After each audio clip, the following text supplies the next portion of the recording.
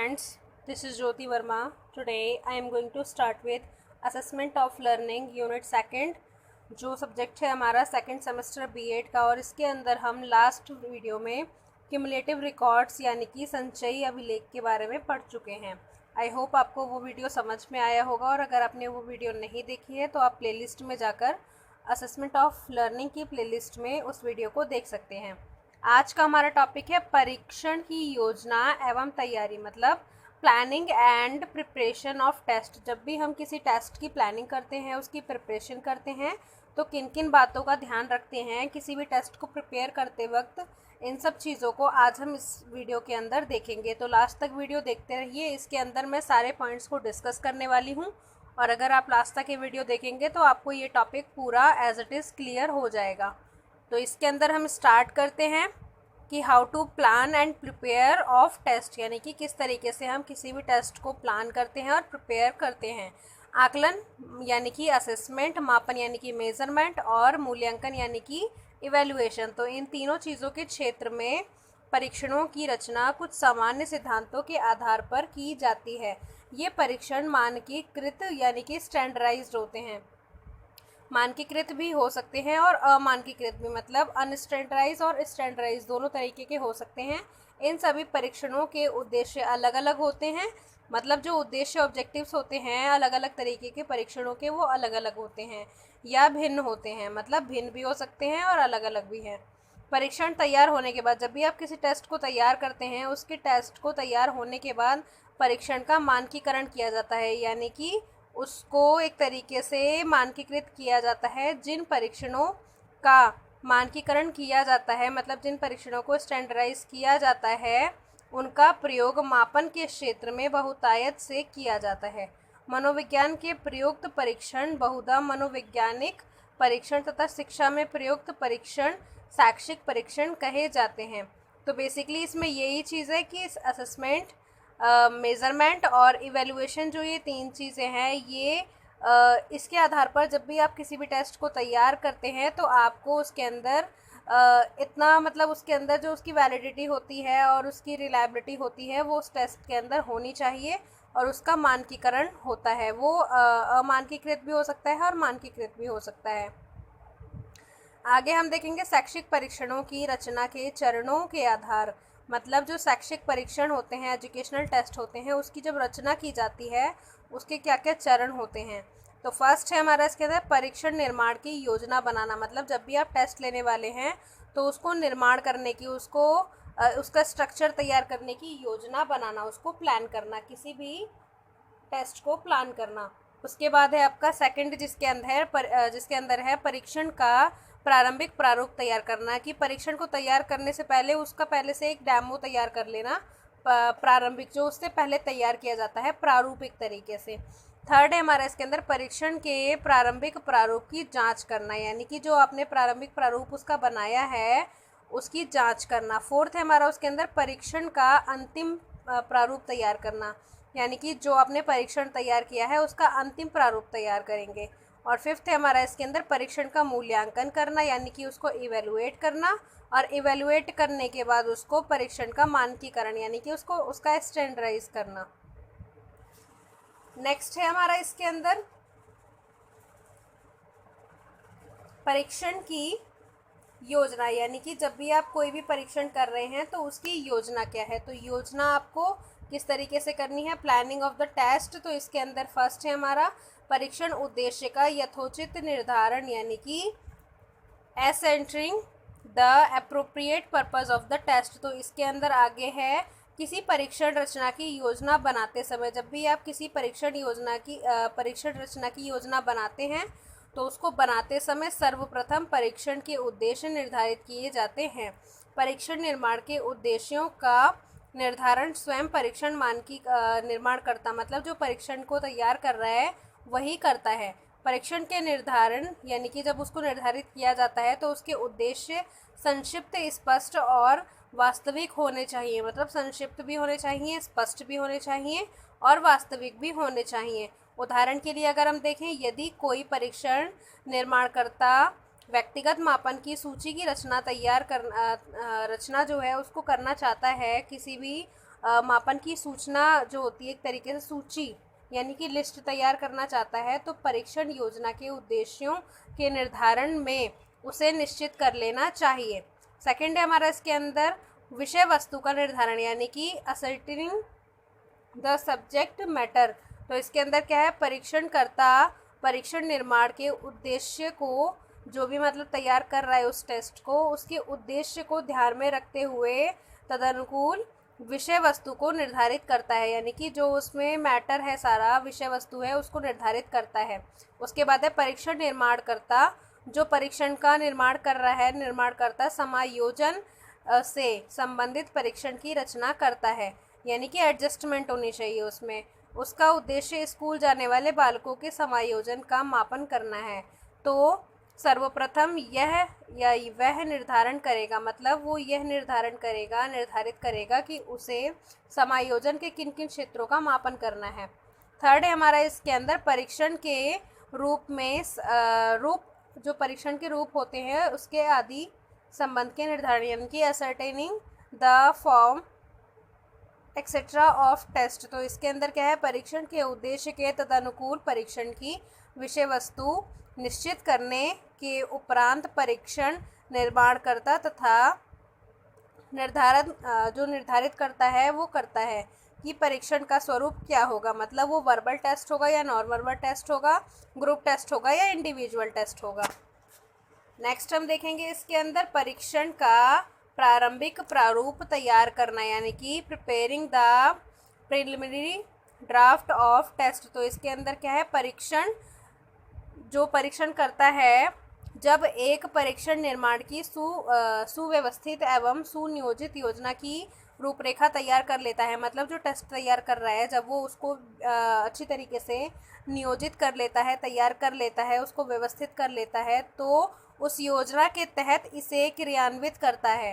प्रश्नों या पदों, मतलब जितने भी प्रश्न होते हैं उसमें उसके आधार पर मापन किया जाता है। जैसा कि आपको पता है कि टेस्ट में प्रश्नों के आधार पर ही मापन किया जाता है, जिसके लिए परीक्षण तैयार किया गया है। अब आप देखोगे इसके अंदर प्रश्नों के प्रकार कैसे होते हैं, टाइप्स ऑफ क्वेश्चंस। तो टाइप्स ऑफ क्वेश्चंस में क्या क्या है, फर्स्ट है आपका इसके अंदर द्विविकल्पीय यानी कि डबल चॉइस, जैसा कि आप उसमें सत्य असत्य बता सकते हैं या हाँ नहीं, ट्रू फॉल्स, ऐसे वाले। सेकंड है बहुविकल्पी यानी कि मल्टीपल चॉइस, जिसमें 4 चॉइसेस होती हैं, उसमें से किसी एक पर आपको टिक करना होता है। थर्ड है आपका इसके अंदर मिलानात्मक यानी कि मैचिंग। फोर्थ है आपका इसके अंदर रिक्त स्थान पूर्ति यानी कि आपके जो फिल इन द ब्लैंक्स होते हैं। फिफ्थ है आपका इसके अंदर पुनः स्मरण यानी कि रिकॉल टाइप। सिक्स्थ है आपका इसके अंदर लघु उत्तरीय प्रश्न यानी कि शॉर्ट आंसर टाइप। और सेवन्थ है आपका इसके अंदर निबंधात्मक प्रश्न के प्रकार के प्रश्न यानी कि ऐसे टाइप आइटम्स, यानी कि ये सारे आपके 7 टाइप्स हो गए क्वेश्चंस के।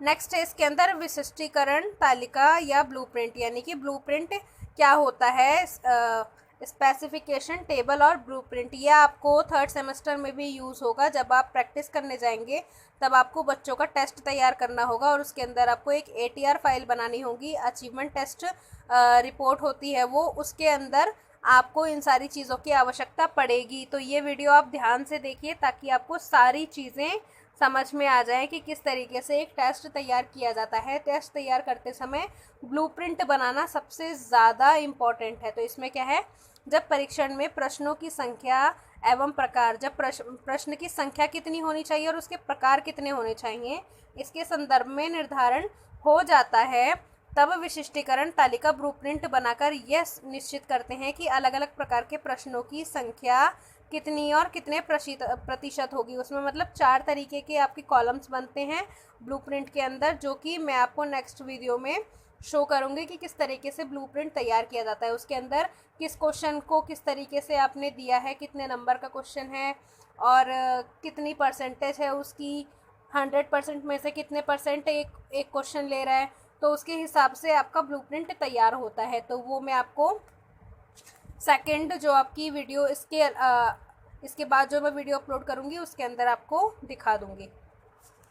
नेक्स्ट है आपका इसके अंदर 3rd, जिसके अंदर है परीक्षण के प्रारंभिक रूप की जांच करना, यानी कि जो भी परीक्षण है उसका जो प्रारंभिक प्रारूप आपने बनाया है उसकी किस तरीके से जांच करनी है। तो किसी परीक्षण के प्रारंभिक प्रारूप की जांच करना मापन के क्षेत्र में परीक्षण का पूर्व अध्ययन यानी कि जो उसका पहले से अध्ययन किया जाता है इसे भी कहा जाता है। परीक्षण के प्रारंभिक रूप की जांच के अंतर्गत मुख्यतः 3 चीज़ें जो होती हैं वो जांच होती हैं 3 चीज़ों की। कौन कौन सी हैं 3 चीज़ें, जिसमें फर्स्ट है हमारा परीक्षण के पद या प्रश्नों की जांच, मतलब जो परीक्षण के पद होते हैं या प्रश्न होते हैं उनकी जांच। सेकंड है परीक्षण के प्रशासन एवं निर्देशों की जांच। और थर्ड है हमारा इसके अंदर परीक्षण के फलांकन की जांच। नेक्स्ट, आप जब तैयार कर लेते हैं अपना टेस्ट तो आपको उसका डिफ़िकल्टी इंडेक्स निकालना होता है कि उसका कठिनाई स्तर क्या है। कठिनाई स्तर का अभिप्राय है परीक्षण के पद या प्रश्न छात्रों की दृष्टि में कितने कठिन हैं। इसके लिए निम्न सूत्र का प्रयोग करते हैं, मतलब इसके लिए क्या होता है आपको इन फार्मूलाज का यूज़ करना पड़ता है। डिफ़िकल्टी इंडेक्स का आपका फर्स्ट फार्मूला है डिफ़िकल्टी वैल्यू जो होती है आर डिवाइड एन, मतलब आर अपॉन एन, मतलब आर है जो आपने, मतलब मान लीजिए एन है आपका कि आपने 20 प्रश्न तैयार किए हैं और उसके बाद आर है कि उसमें से इतने क्वेश्चन बच्चों ने ठीक किए हैं। और इसके बाद है आपका नेक्स्ट बी जो आपका सेकंड फार्मूला है डिफ़िकल्टी वैल्यू, इसमें है R H plus R L, मतलब हायर रिस्पांस और लोअर रिस्पांस को आप प्लस करेंगे, और 2n मतलब n है जो आपके टोटल क्वेश्चंस होते हैं उससे आप इसको क्या कर देंगे, टोटल स्टूडेंट्स होते हैं उससे क्या करेंगे आपको, आप इसको 100 से मल्टीप्लाई कर देंगे। n का मीनिंग होता है n जो आप इसके अंदर रखते हैं n आपके होते हैं कि आपका टेस्ट कितने मार्क्स का है। नेक्स्ट है फोर्थ स्टेप आपका इसके अंदर, जिसके अंदर है निरीक्षण का अंतिम प्रारूप तैयार करना, यानी कि preparing the final draft of the test. इसके अंदर क्या है, परीक्षण का अंतिम प्रारूप परीक्षण के प्रारंभिक प्रारूप के आधार पर ही बनाया जाता है। जो परीक्षण होता है, टेस्ट होता है, उसके प्रारंभिक प्रारूप का प्रशासन करने के उपरांत आवश्यकता अनुसार जो परीक्षण यानी कि टेस्ट होता है उसके पदों का संशोधन किया जाता है। सांख्यिकी गणनाओं का विश्लेषण करके प्राप्त जो भी उसमें परिणाम प्राप्त होते हैं, जो भी उसमें रिजल्ट प्राप्त होते हैं, उसके आधार पर अंतिम प्रारूप तैयार किया जाता है। फिफ्थ है आपका इसके अंदर परीक्षण का मूल्यांकन। जब भी आप कोई टेस्ट लेते हैं तो उसका इवेलुएशन करते हैं, जिसमें आपका फर्स्ट पॉइंट है कि आपको इवेलुएट करते समय क्या क्या ध्यान रखना है, यानी कि सबसे पहले उसके अंदर विश्वसनीयता होनी चाहिए। विश्वसनीयता किसी परीक्षण की एक आवश्यक तकनीकी विशेषता होती है। यदि किसी परीक्षण में बार बार प्रयुक्त किया जाए और हर बार समान अंक आए, मतलब विश्वसनीयता कैसे होगी कि आपने जो टेस्ट तैयार किया है उसमें बच्चे अगर बार बार टेस्ट दे रहे हैं तो उनके अलग अलग मार्क्स आ रहे हैं, ये नहीं है कि हर बार उनके सेम मार्क्स आ रहे हैं, बच्चों के अलग अलग मार्क्स आने चाहिए। तो उसमें है हर बार समान अंक प्राप्त हो तो परीक्षण विश्वसनीय कहा जाता है। परीक्षण में अंतिम प्रारूप की रचना करने के बाद विश्वसनीयता ज्ञात की जाती है। सेकंड है हमारा इसके अंदर वैधता। वैधता क्या होती है, वैलिडिटी। मापन के क्षेत्र में प्रयुक्त होने वाले परीक्षणों को विश्वसनीय होने के साथ साथ वैध भी होना आवश्यक है। किसी भी परीक्षण की वैधता के अभिप्राय, मतलब इससे वैधता से अभिप्राय उसकी सत्यता अथवा मतलब उसमें कितनी एक्यूरेसी है, उसकी सत्यता या सांख्यिकी यानी कि स्टैटिक्स व उसकी उद्देश्य पूर्णता से है, मतलब उसकी ऑब्जेक्टिविटी से है।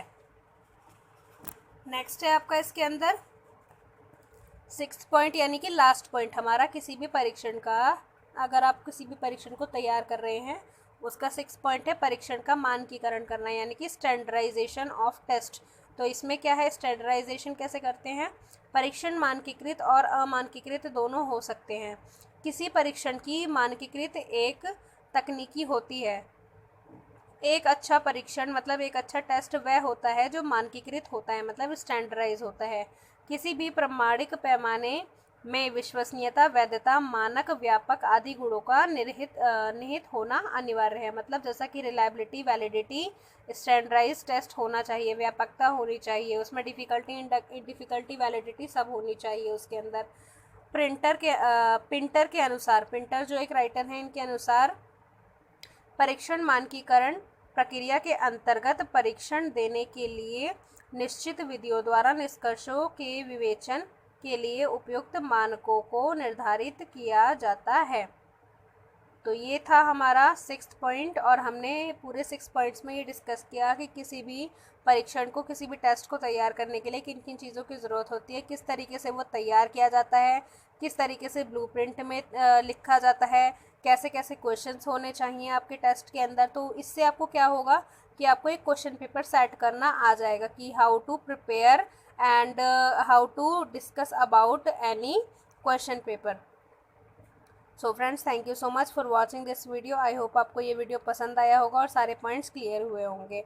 So subscribe my channel, share this video, like this video and comment. Thank you so much friends.